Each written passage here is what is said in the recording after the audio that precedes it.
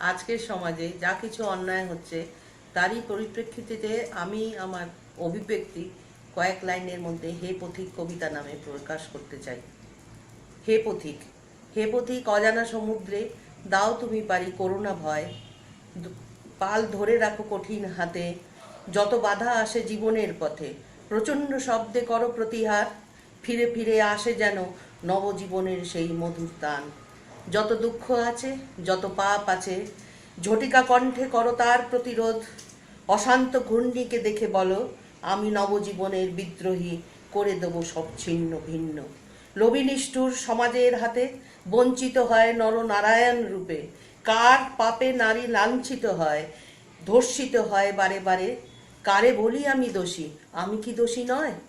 তবে বলো জীর্ণ রাত্রির হোক অবসান, অজানা সমুদ্রে আসুক আবার তুফান, উত্তাল হোক জীবনের গান, রুদ্র নিনাদে বাজুক টান, হোক আজ কাল রাত্রির অবসান।